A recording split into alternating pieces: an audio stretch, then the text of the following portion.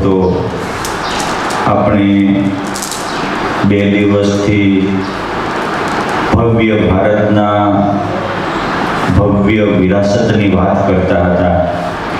એ ભારતની વિરાસતમાં જે ભારતની શિક્ષણ પદ્ધતિ હતી એ જ મહાન હતી એટલું નહીં, ભારત પ્રત્યેક ક્ષેત્રે મહાન હતા.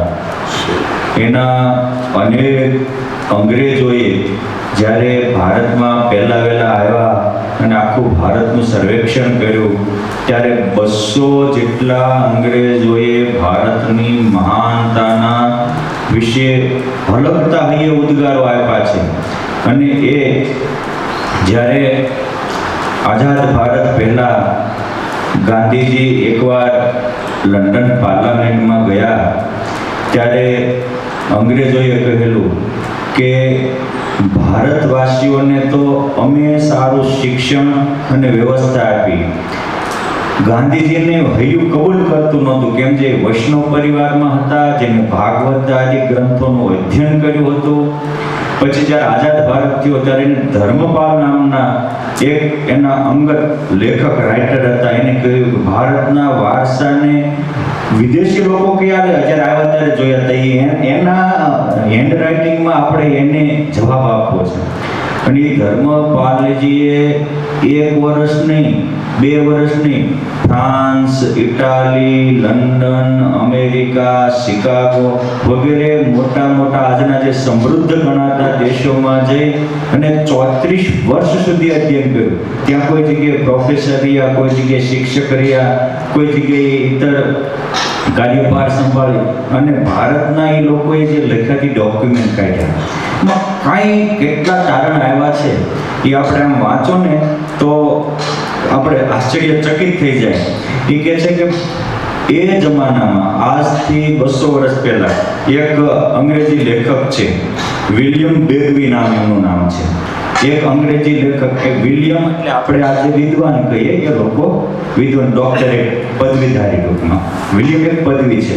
પછી વિલિયમ એડમ છે, વિલિયમ ફ્રાન્સિસ છે, વિલિયમ માર્ક છે.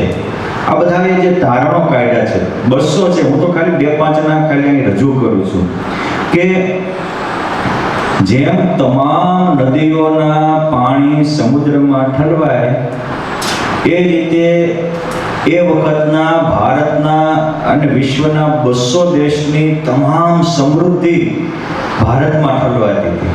સોનું ચાંદી ભારતમાં ઠલવાતું. ભારતની ઉત્તમ શિક્ષણ પદ્ધતિની સાથોસાથ ભારતમાં 36 પ્રકારના અલગ અલગ ઉદ્યોગ વિકસિત હતા. એક પ્રકારનો નહીં, આખું વિશ્વ ભારત પાસેથી આયાત ખરીદતું હતું. ભારતને વિશ્વમાં કોઈ પાસે ખરીદવું નહોતું પડતું. ભારતના પ્રત્યેક વ્યક્તિ આત્મનિર્ભર હતા. અને એને એક તારણ એ લખ્યું છે કે આજનું કહીએ તો આજે જેટલું ચીન અને અમેરિકા જેટલું પ્રોટેક્શન કરે છે બંને દેશ, એની કરતા પણ વિશેષ એટલું ભારત ત્યાં પ્રોટેક્ટ કરતું હતું, આખા વિશ્વમાં પગાડતું હતું. ભારતના એક કપડા માટે કીધું એ વખતે આ જે મોટો ફ્રાન્સ ઓર્ડર નામનો એક મોટો લેખક થઈ ગયો અને એ એવું કહેતા હતા કે જે દિવસે વિદેશમાં લોકોને કપડાં પહેરતા સ્વામી નહોતા આવડતું, કપડાં પહેરતા નહીં, એ જંગલીને ઓલું કરી અને આજે આદિવાસી કેમ અટ્ટાપટ્ટા કરીને રખડે એમ રેખડતા હતા. એ વખતે આખા વિશ્વને ભારતે કપડાં બનાવ્યા અને કપડાં પહેરતા શીખવાડ્યા. કપડાં ભારતના એટલા મુલાયમ હતા કે 13 થી 15 ગજ, આજે પાઘડી કહેવાય મોટી, તમે કહો જૂના જમાનામાં પાઘડી હોય, એ એટલી મખમલની મુલાયમ થાકી એટલી ઝીણી બનતી હતી કે જો એને હંકેલવામાં આવે તો આપણે એક આ પ્રકારની માચિસનું બોક્સ નથી આવતો, ઓડા બોક્સમાં સમાઈ જાય. આટલું સૂક્ષ્મ પણ બનાવતા હતા. અને વરસાદ આવે તો હેઠે ટીપું ન પડે એટલું જાડું પણ કપડું ભારતમાં બનતું હતું. બંને આ શેડે ચોલા શેડે કપડું જ નહીં, ભારતના મંદિરો જોઈને એવું બોલી ગયેલા કે ભારતના મંદિરોમાં સ્થાપત્ય કલા અને શિલ્પ કલા એટલી આદર્શ છે, એટલી નમૂનારૂપ છે કે એની મૂર્તિઓને કોઈ આમ ટચ કરે તો એ વખતના ભારતના એવા શિલ્પકારો હતા કે મૂર્તિઓને જો પિયાનો વગાડતી હોય, તબલા વગાડતી હોય, કોઈ વાદન સાથેની હોય તો અડો ને તે મૂર્તિઓમાંથી એના ઝણકાર નીકળતા. આટલો શિલ્પ સ્થાપત્યનો વારસો હતો, આટલો કાપડ ઉદ્યોગ હતો. અને લોકો, ભારતના લોકો જે નિકાસ કરે ત્યાં વિદેશથી માત્ર સોના અને ચાંદીના બદલાની વસ્તુઓ આપતા હતા. એટલે આખા વિશ્વનું, જેમ નદીઓના પાણી સમુદ્રમાં ઠલવા, આખા વિશ્વનું સોનું અને ચાંદી ભારતમાં ઠલવાતા હતા. અને આમાં જે ફ્રાન્સિસ વિદ્વાન થઈ ગયો, લોર્ડ ફ્રાન્સવા પિયાર્ડ કરીને, એને તો એવું લખ્યું છે, એને ભારતમાં સમથિંગ 24 વર્ષ સુધી વિચરણ કર્યું અને આખા આખા વિશ્વમાં ભ્રમણ કર્યું. અને પછી એને લખ્યું કે ભારતમાં આ 300 વર્ષ નહીં, એને તારણ કાઢ્યું કે ભારતમાં આ સંસ્કૃતિ મારા માનવા મુજબ 3500 કે જે ઈસુના જન્મ પહેલા 1500 વર્ષથી આટલી સમૃદ્ધ હતી. મહાવીર અને બુદ્ધ થયા એની પહેલા 500 કે 1000 વર્ષ પહેલા આટલી સમૃદ્ધિ હતી. અને આવી સમૃદ્ધિ, આવું શિક્ષણ, આવા પ્રત્યેક ઉદ્યોગો, માત્ર ભારત કૃષિ પ્રધાન નહોતો, વિશ્વની સૌથી શ્રેષ્ઠમાં શ્રેષ્ઠ ખેતી પણ ભારતમાં થતી હતી, શ્રેષ્ઠમાં શ્રેષ્ઠ પશુપાલન પણ ભારતમાં થતું હતું, શ્રેષ્ઠમાં શ્રેષ્ઠ કાપડા પણ ભારતમાં બનતા હતા, શ્રેષ્ઠમાં શ્રેષ્ઠ મકાનો પણ ભારતમાં બનતા હતા. લોકો જ્યારે ઝૂંપડપટ્ટીમાં રહેતા, ઝૂંપડપટ્ટી કેમ હરકી બનાવી એ ખબર નહોતી, ત્યારે તમે જો ભારતના આજથી 1000 કે 1500 વર્ષ પહેલાના ભવ્ય રાજમહેલો, ભવ્ય મંદિરો, આના દસ્તાવેજ આજે પણ પુરાવા છે. મારે કેવું છે કે માત્ર આ વારસાને ગાવાથી કે સાંભળવાથી કામ થશે નહીં. કેમ કે ત્યારે ભારતના પ્રત્યેક વ્યક્તિ કર્મઠ હતા, કર્મશીલ હતા, ઉદ્યોગ હતા. એને કોકના ઉપર નિર્ભર રહેવું એ ગુલામી લાગતી હતી. અને આજે ભણીને એમ થાય કે મને કંઈક નોકરી મળશે. આજનું ભણતર જ ગુલામી બનાવવા માટેનું ભણતર થાય છે. ત્યારે એ વખતનું ભણતર જીવનલક્ષી હતું. પ્રત્યેક વ્યક્તિને કર્મઠ અને કાર્યશીલ બનાવતા હતા. પ્રત્યેક વ્યક્તિને શૂરવીર, ધીર અને સક્ષમ બનાવતા હતા. રામાયણમાં ભગવાન રામના જન્મ પછી હનુમાનજી મહારાજના જન્મ થાય ત્યારે હનુમાનજી મહારાજ માટે લખ્યું છે વાલ્મીકી રામાયણમાં કે ધ્રુતિ શાંતિ શૌર્યંચ કૌશલમ વિશ્વ શ્રેષ્ઠતમ. વિશ્વનું શ્રેષ્ઠતમ કૌશલ્ય હનુમાનજી મહારાજમાં હતું. વિશ્વની શ્રેષ્ઠતમ ધ્રુતિ એટલે કે તમામ સદગુણોને ધારવાની તાકાત એનામાં હતી. વિશ્વ શૌર્ય પહેલું જ એનામાં હતી શૂરવીરતા. ભારતના માનવીમાં નહીં, ભારતમાં જન્મેલા પશુ પંખીમાં ખાનદાની માનવતા હતી, શૌર્ય અને ધૈર્ય હતું. એટલે તમે જુઓ ભગવાન રામના પક્ષે વાંદરોને પશુઓ લડ્યા, ખાનદાની લડ્યા છે. આ હતી.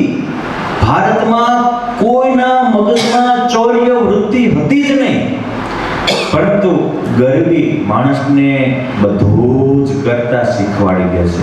કારણ કે પેટનો ખાડો છે ને, આ લોકો આપણી સંપત્તિ નથી લૂંટી ગયા, સૌથી વધારે નુકસાન આપણી સંસ્કૃતિને કર્યું છે. જે વ્યક્તિ સંસ્કૃત હોય ને, સંપત્તિ તો આપોઆપ આવી શકે. અને સંસ્કાર છે જીવન મૂલ્યો.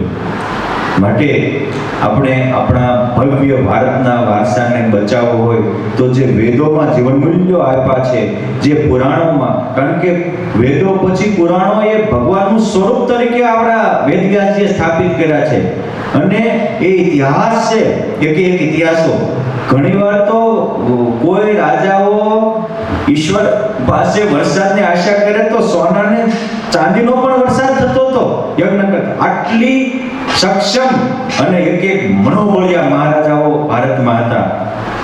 ક્યારે કોઈને ભારોતારો કરતા નહીં, ખોટી અહંતા અને મમતાથી પર હતા. બધા સંપી અને સાથે મળીને રહેતા હતા. એમાં ક્યારેક આવી અલૌકિક સંપત્તિમાં કોક એવા રાવણ જેવા થઈ જાય તો એને વિનાશ કરવા સ્વયં પરમાત્મા અવતાર થતા. કોક એવા કંસ થઈ જાય કે મા બાપને દુઃખ દેતા થાય તો એનો નાશ કરવા, કે ભાઈ ભાઈને દુઃખ દેતા થાય તો એને વિનાશ કરવા પરમાત્મા સ્વયં પધારતા હતા. આ સતયુગ વખતથી આલી આવતી ભારતની ભવ્ય વારસાઈ છે. મારે બધાને નમ્ર વિનંતી છે કે આપણે આપણા સદગ્રંથોને વાંચો. સદગ્રંથોના અધ્યયન વિના માનવીની બુદ્ધિમાં જડતા આવી જાય છે. ભારતમાં જે ટેકનોલોજી હતી એવી વિશ્વમાં ક્યાંય નહોતી. ભારતના અહીં અંગ્રેજો આવ્યા ત્યારે અમુક ગુનેગારને નાક કાન કાપતા ને તો ભારતીય વૈદ્યો 1 સેકન્ડમાં એને સર્જરી કરીને પ્લાસ્ટિકના નાક કાન ચડાવી દેતા. અને ઓલે એમ થાય કે આ કઈથી આવ્યું?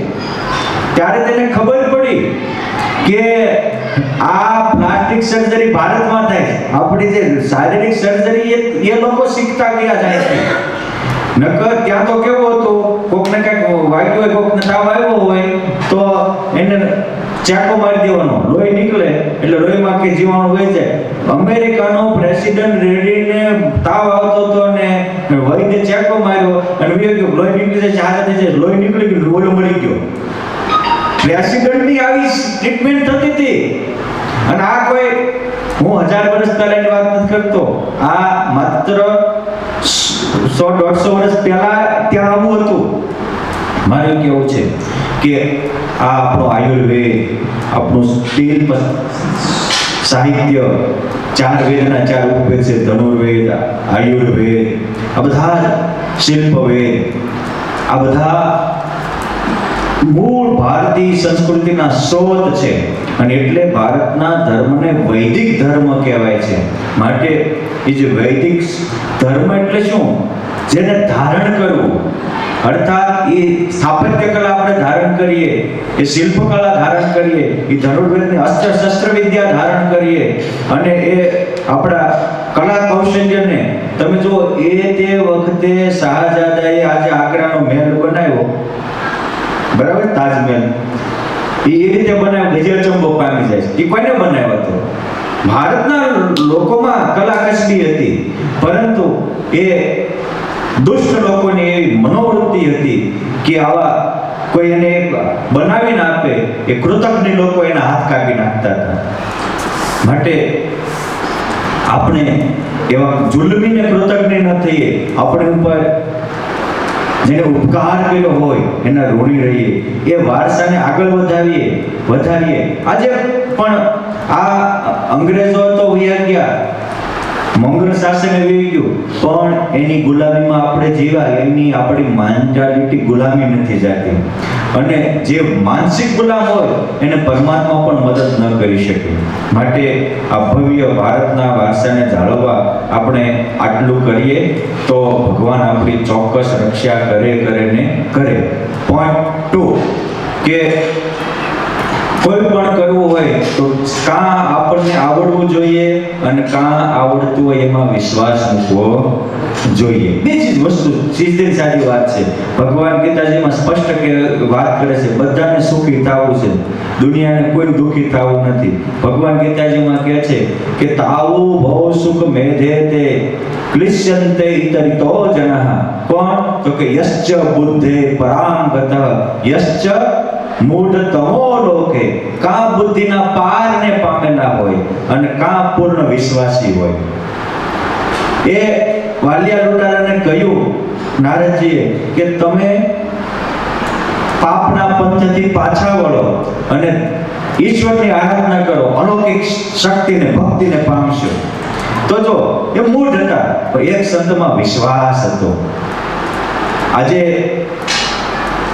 આઝાદ ભારત પછી પણ જે ભારત ઉપર રીતસરના એ તે વખતે અંગ્રેજોની મેન્ટાલિટી ગુલામીથી જે માણસો જે કોઈ દેશના નેતાઓના પદમાં આવ્યા, નકર એક સંસ્કૃતિ એવી છે કે પોતાના દેશની ગુલામ બનાવનાર ગુલામો જાય એટલે એની સંસ્કૃતિને કાઢી નાખવાની હોય.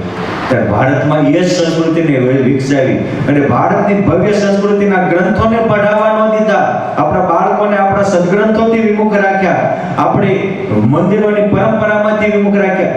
એ તે વખતે ત્યાંના લોકો એની સંસ્કૃતિની ટીકા નિંદા કરતા અને ભારતની સંસ્કૃતિની ભરપેટ પ્રશંસા કરતા હતા.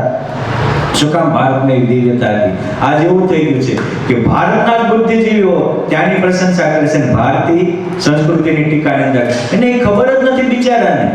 એ કહેવાતા સાક્ષરો પણ ઘણીવાર પૂર્ણ ન સમજી શકતા હોય, એનું અધ્યયન ઓછું હોય, પૂર્વાપરનું અનુસંધાન ઓછું હોય, ઘણીવાર લોકરંજન હોય, લોકોને રંજન કરાવવા બોલતા હોય. તો આપણે એ સમજવું જોઈએ કે આ વસ્તુ રિયાલિટી આવી છે. મારે કહેવું છે કાં આપણને ખબર હોવી જોઈએ, કાં ખબર હોય એમાં વિશ્વાસ હોવો જોઈએ, તો જ પ્રગતિ થાય. એ સબરીને બીજી કાંઈ ખબર નહોતી, પણ નાની હતી અને જ્યારે એના લગ્ન થવાના હતા એને જોયું કે આટલા બધા નાના નાના પશુ પંખીઓ શા માટે? પૂછ્યું એના વડીલોને, તો કે બેટા તારા લગ્ન છે ને એટલે કાલે બધાને આને મારીને જમાડવાના. એમ થયું કે લગ્ન પ્રસંગમાં આટલું માંસ ખાવાનું, આટલા નિર્દોષ જો લોકોને હત્યા કરવાની, એમ કરતા લગ્ન ન કરવા એ કુરબાન છે, બહેતર છે. અને એ રાતની ઉઠીને ત્યાંથી ભાગી અને મતંગ ઋષિના આશ્રમમાં આવી અને કહે છે કે હું ભીલની દીકરી છું, આવી રીતે આવી છું, મારા લઈને બીજા દુઃખી થાય એ મારે નહીં કરવું. ત્યારે મતંગ ઋષિ કહ્યું કાંઈ વાંધો નહીં, તું અહીં રહેજે, અહીંયા સરોવરના કાંઠે આ ઋષિમુનિઓના આશ્રમ છે એ જગ્યાને વાળજે અને પરમાત્માની વાટ જોજે, એક દિવસ ભગવાન તારી ઝૂંપડી આવશે. જો પોતાને ખબર નહોતી તો ખબર હતી એમાં શું કર્યું? વિશ્વાસ મૂક્યો ને તો સર્જન થયું. એટલે આપણને ખબર ન હોય તો ખબર હોય એમાં વિશ્વાસ મૂકવો પડે, અને એ સબરીનો વિશ્વાસ આજે સબરીને અમર બને. બાકી બોલ તો આપણે બધા વીણવા જાણતા હોઈએ, તો બોલ વીણજે, પરમાત્મા તારી ઝૂંપડી આવશે, તારે જે ભાવના હોય જમવા આવશે. અને આપણે બોલ વીણીએ તો શું થાય કે અમારો ટીનિયો મુનિયો આવશે, કાં તો ઘરના બીજા સદસ્ય આવશે. તો એ જ આવે, પરમાત્મા ન હોય. કેમ છે? આપણી ભાવના ભગવાન સુધી પહોંચતી નથી. આપણો વિશ્વાસ બહુ ખંડિત છે. આપણને અત્યારે તકલીફ શું છે ખબર છે? સત્યમાં અંધશ્રદ્ધા છે અને અસત્યમાં શ્રદ્ધા છે. આ છે કે સબરીને સત્યમાં શ્રદ્ધા હતી એટલે ઇતિહાસમાં અમર બની ગઈ, સુદામાને સત્યમાં શ્રદ્ધા હતી એટલે ઇતિહાસમાં અમર બની ગયા. માટે આપણે સુખી થવું હોય તો સત્યમાં શ્રદ્ધાવાળા થઈએ તો જ સુખી થવાય. જો દેવ અને દાનવ અને માનવમાં ફેર કેટલો હોય? પ્રહલાદ હતા એ દેવી જીવ હતા અને એના બાપા હતા એ આસુરી જીવ હતા, હિરણ્યકશ્યપ. બેમાં ફેર કેટલો? પ્રહલાદ એમ કે બધે પરમાત્મા છે, બોલે કે ક્યાં છે? ક્યાંય નથી.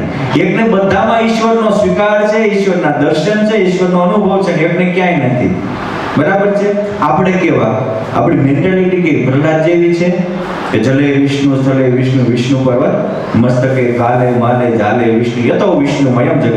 આ પ્રહલાદ જેવી સર્વમાં ઈશ્વરના દર્શન કરવાની આપણી મેન્ટાલિટી છે કે ક્યાં એમ થોડો ભગવાન આવતો હશે, ત્યાં રેઢો પડ્યો છે ભગવાન, ક્યાં ભગવાન છે?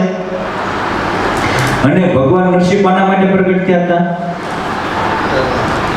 અક્ષયભાઈ કોના માટે પ્રગટ થયા હતા? આ મને ખબર જ હતી, આપણે પ્રહલાદ બોલવાના. પ્રહલાદને હજી કહું છું, બધે ભગવાન હતા, ઓલાને નહોતા દેખાતા, એ અહંકારને તોડવા હિરણ્યકશ્યપ માટે પ્રગટ થયા. એની પળે પળે રક્ષા જ કરતા, એની હારે હારે જ હતા, એની માટે પ્રગટ થવાની કોઈ જરૂર જ નથી. પણ જ્યારે આપણો અહંકાર વધી જાય ત્યારે ભગવાનનો ખોરાક અહંકાર છે. એટલે ગર્વ સર્વ સુખ નાશકારી છે, ગર્વમાં દુઃખ તો અપાર છે, ગર્વવાન વિનાશ થાય છે, ગર્વ ગંજન હરિ ગણાય છે.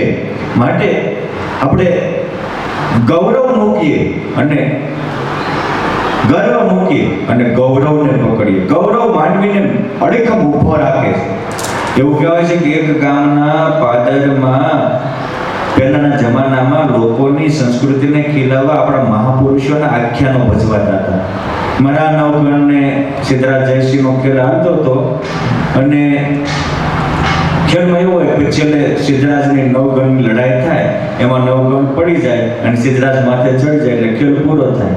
તો ભાઈ લડતા લડતા ઓલો નવગણ પછી પડે જ નહીં, આમ આમની તલવાર હમણાં જ રાખી એટલે પાછળ ઓડિટર કે મોનિટર પેલા નવગણ પડી જા અરે પડે એમ કે અમારા હારનું કામ છે, એટલે એક હારાના ગામનો ગર્વ પણ માણસને હુવા ન દેતા હોય, પડવા અડીખમ ઊભો રાખતા હોય.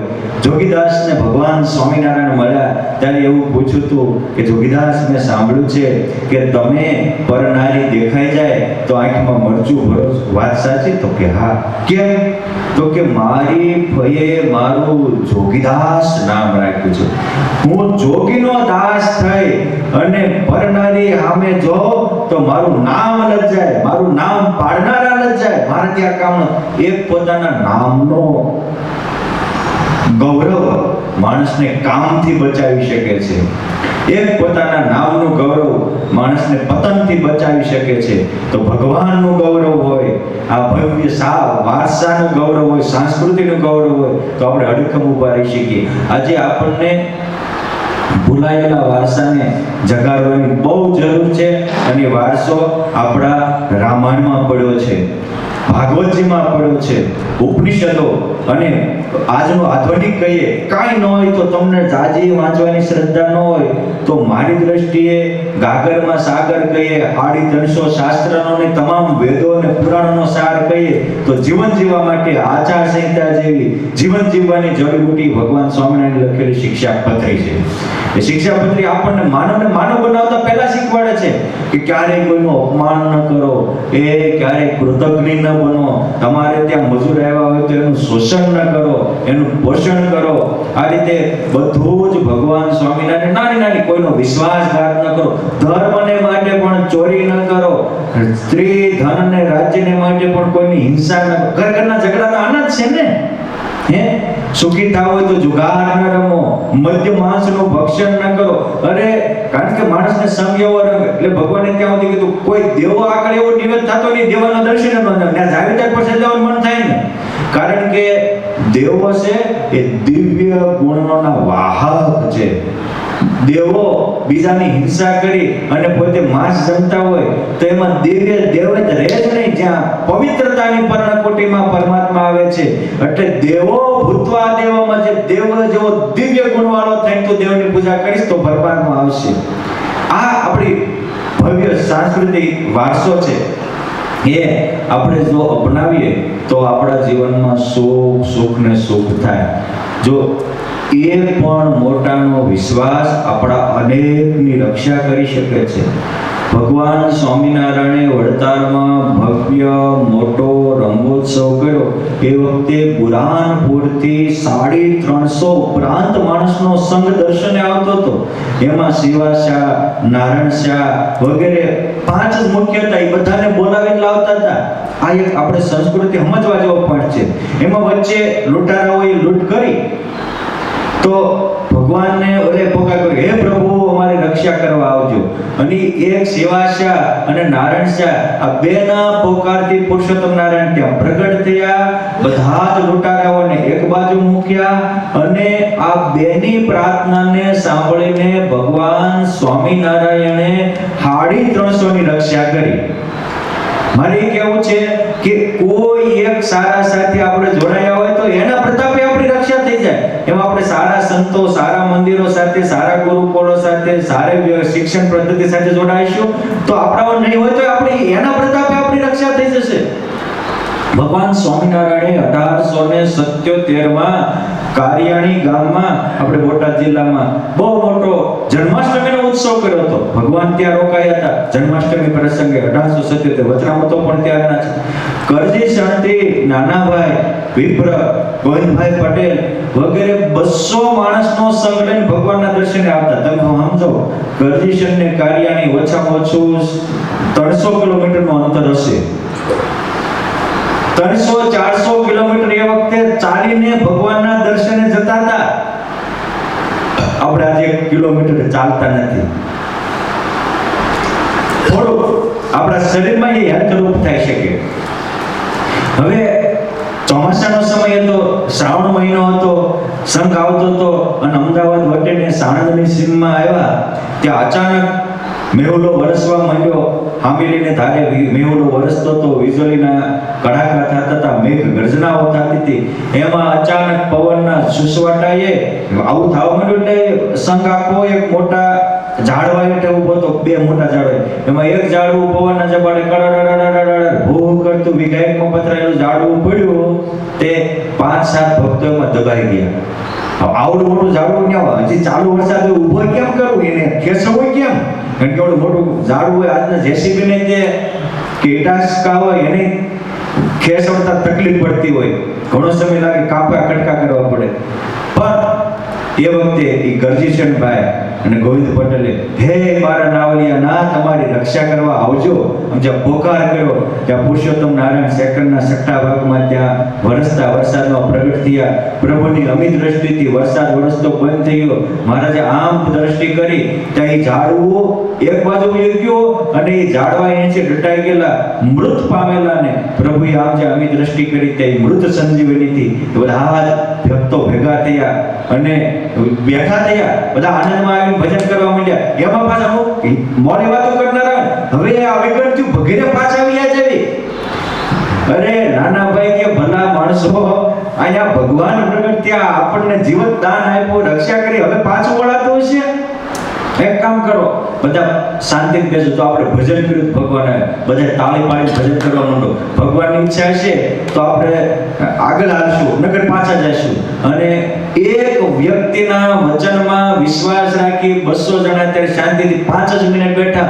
ભગવાને પોતાની યોગ શક્તિથી એ સાણંદની ઝાડી વિસ્તારમાંથી સીધા કારિયાણીમાં પોતાની ગોદમાં બેહારી દીધા. આ એકને કારણે 200 ને યાત્રા ટૂંકી થઈ ગઈ, અલૌકિક અનુભવ થયો, જીવનદાન મળ્યો અને ઇતિહાસમાં એ સંઘ અમર બની ગયો. ક્યારે? એકમાં વિશ્વાસ મૂક્યો ત્યારે. એટલે આ પ્રસંગોથી મારે કહેવાનું એ છે કે આપણે પણ ભગવાનને મોટામાં વિશ્વાસ મૂકશું તો એના પ્રતાપે આપણી રક્ષા થઈ જશે. આપણા પરિવારજનોને પણ ભગવાન કે સંતોની જમીન પર જવા દઈશું તો એક હારું ભગત હશે, આખા પરિવારની રક્ષા થશે. એક ગામમાં ભગત હશે તો આખા ગામની રક્ષા થઈ જશે. અને એક શહેરમાં કે મોટા સિટીમાં સારું સંકુલ હશે, સારું સ્થાન હશે અને ત્યાં નિત્ય નિર્દોષ ભાવે નિસ્વાર્થ ભાવે સાધના આરાધના થતી છે તો એ બધાનું પણ કલ્યાણ થશે. જે દિવસે આજથી 200 વર્ષ પહેલા ભગવાન સ્વામિનારાયણ દાદા બાપુને પરણાવવા જતા ત્યાં આ સ્થાને આવીને રોકાણ હતા. આ ઈ પ્રસાદીના સ્થાનમાં રૂપાળા ઘનશ્યામ મહારાજ છે. આ ઘનશ્યામ મહારાજનો આવતી 19 તારીખે ભવ્ય પાટોત્સવ છે. એ નિમિત્તે અહીંયા પંચામૃત મહોત્સવનું આયોજન કર્યું છે. પંચામૃત મહોત્સવમાં મારુતિ યજ્ઞ છે, ભગવાનનો અભિષેક છે, અન્નકૂટ દર્શન છે, બ્રહ્મ ભોજન છે, બ્લડ ડોનેશન અને સર્વ રોગ નિદાન કેમ્પ છે, ભવ્ય ધર્મ સભા છે, પ્રસાદ છે, સાથે ગૌ પૂજન અને આપણે અહીંયા ભવ્ય ભોજનાલયનું નિર્માણ કરવાનું છે, એનું પણ ઓપનિંગ કરવાનું છે. માટે બધા જ ભક્તોને આ પ્રસાદીના સ્થાનમાં હું આહુત કરું છું. હલ્લામૃતમાં આચાર્ય પ્રવરસિંહ વિહલાલજી મહારાજે લખ્યું છે કે પછી ઢસે ગયા ગીરધારી આવ્યા નિરખવા પૌનર નારી. અનેક લોકો ભગવાનના દર્શને આવ્યા અને આ સ્થાને મોટી પરમહંસો સાથે પુરુષોત્તમ નારાયણે સભા કરી હતી અને પછી ઉપદેશ દીધો સારો, સહુ જનને લાગ્યો તે પ્યારો. અને સારી વાતની અસર થાય તો જ કસર જાય. બધાને પ્યારો લાગ્યો તેથી થયા અનેકના કામ, પછી ત્યાંથી ચાલ્યા ઘનશ્યામ. એમ આપણને વાતની અસર થાય તો કસર જાય. બધાના કામ કર્યા હતા એ 200 વર્ષ પહેલા ભગવાન સ્વામિનારાયણ જે આ સ્થાનમાં બેસીને અનેકના કામ કર્યા હતા એ જ દિવ્ય અલૌકિક કામો હવે આ સ્થાનમાંથી કરવાના છે. આપણે બધા સાથે મળી ખભે ખભો મિલાવી જેમ દૂધમાં સાકર ભળે એમ ભળી અને સારા કાર્યના સહભાગી બની ભગવાન અને મહામુક્તોને પ્રસન્ન થાય. આપણે જીવન જીવતા લાખના અને મરે હવા લાખના બનીએ એવી શક્તિ, એવી ભક્તિ અને એવી સમજણ પ્રભુ આપણને પ્રદાન કરે એવી પરમાત્માના પાવન ચરણોમાં પ્રાર્થના અસ્તુ. જય સ્વામિનારાયણ.